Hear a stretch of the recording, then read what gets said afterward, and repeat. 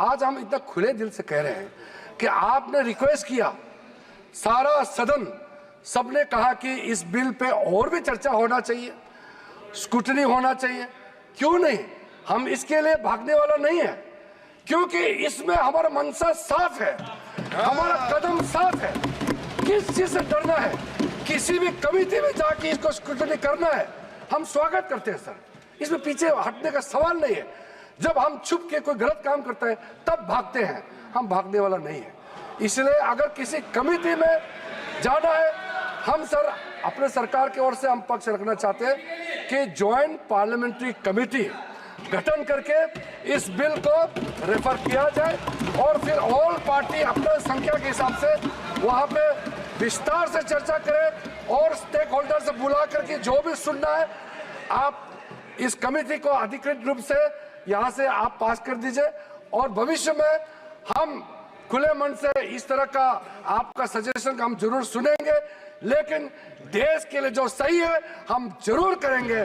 Sir, जो मैं UAE के बारे में बताना चाहता हूं, जब हमारा देश का विभाजन हुआ, यहां से जितना मुसलमान पाकिस्तान गए उनका भी प्रॉपर्टी था, और पाकिस्तान से जितना हिंदू भारत में आए उनका भी प्रॉपर्टी काफी वहां थे। पाकिस्तान में जितना भी हिंदुओं का प्रॉपर्टी है वो तो सरकार ने ले लिया और बाकी जो भी करना था कर लिया। यहां से जो मुसलमान गए उसमें ज्यादातर लोगों ने अपना प्रॉपर्टी को वक्फ के तहत डिक्लेयर करके गए। और सर ऐसा कई केसेस है, मैं अभी बहुत लंबा इसमें नहीं जाना चाहता हूं, ये फैक्चुअल चीज है सर। मैं ये कहना चाहता हूं कि ठीक है, आपका जमीन है, आप किसी को क्या करना चाहता है मैं उसको नहीं कह रहा हूं। मैं इसी बात को कहना चाह रहा हूं कि अगर किसी ने अपना विल, अपना डीड दिया है, अपना जो मनसा को साफ किया है, अगर उसका लाभ मुसलमान महिला या मुसलमान बच्चे को अगर लाभ नहीं मिलता है तो क्या सरकार चुपचाप बैठना चाहिए सर? ये हमारा दायित्व है, ये इस सदन का दायित्व है कि गरीब महिला कोई भी हो, चाहे हिंदू हो, मुसलमान हो, सिख, ईसाई, बौद्ध, पारसी और जैन, कोई भी हो, ये इस सदन का दायित्व है कि न्याय दिलाने के लिए अगर कोई कमी है तो पूरा करना चाहिए। और आज हम सर, आज जो ये अमेंडमेंट बिल लेके आ रहे हैं उसमें सारा प्रावधान रखा गया है।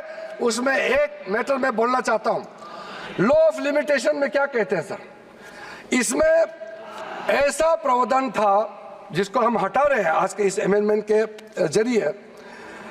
लॉ ऑफ लिमिटेशन में ऐसा था पुराने कानून में कि इतने साल तक आप अगर कोई अपील नहीं किया या उस समय उसका कुछ बीच में कुछ घटना हो गया या पुराने बहुत साल हो गए, अब लॉ ऑफ लिमिटेशन तो होना चाहिए ना सर, कहीं सीमा तो होना चाहिए।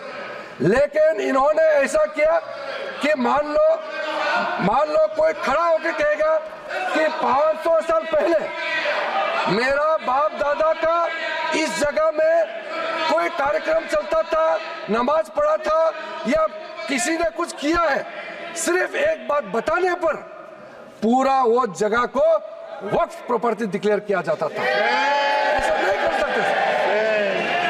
लॉ ऑफ लिमिटेशन भी इसी संसद ने बनाया है और लॉ ऑफ लिमिटेशन को भी ओवरराइड कर दिया था ये 1995 वक्फ एक्ट ने सर। तो ये कैसे हो सकता है कि एक ऐसा कानून इस देश में कैसे हो सकता है कि बाकी जितना कानून को ऊपर में चढ़ जाता है और उसका ओवरराइडिंग इफेक्ट होता है?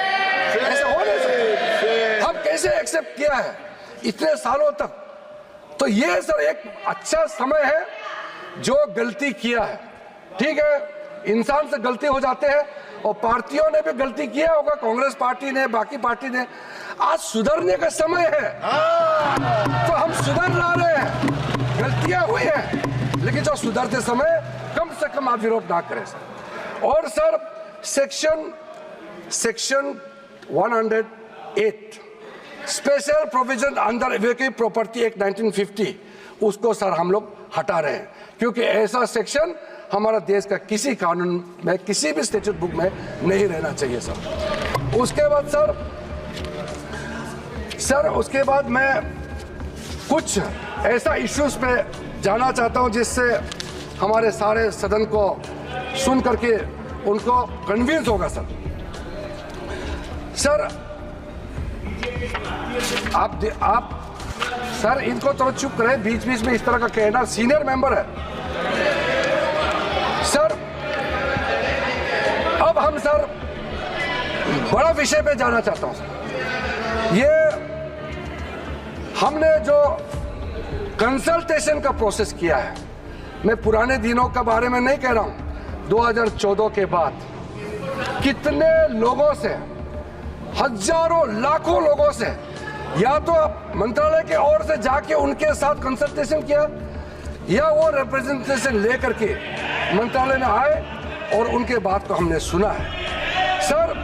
पिछले एक साल के अंदर में, पिछले सिर्फ एक साल के अंदर में online complaint 194 complaints related to encroachment and illegal transfer of वक्फ लैंड एक साल के अंदर में, और 93 complaint against Waqf board officials and 279 एक जनरल कंप्लेंट, ये ऑनलाइन हमारे पास में पोर्टल में आया है। उसके बाद सर आज सर ये एक समुदाय का बात मुसलमानों को गुमराह करके यहां बात रखा जा रहा है।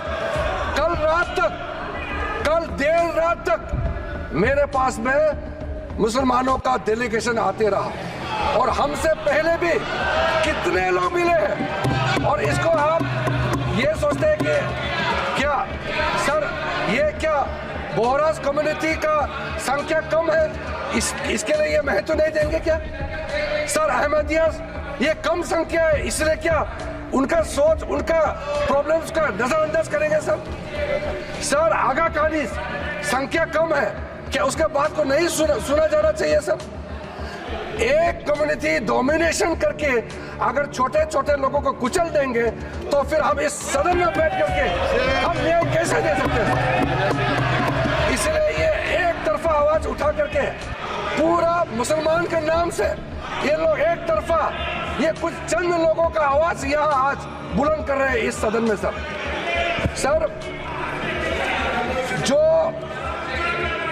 जो वक्फ बोर्ड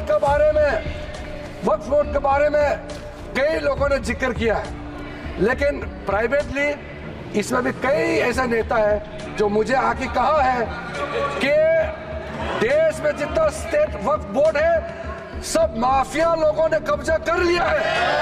ये बहुत लोग कह रहे हैं, आज सदन में नहीं कह रहे हैं, सदन में अपना अपना पार्टी का दबाव या किसी के डर से या वोट बैंक का चक्कर से नहीं बोल रहा है।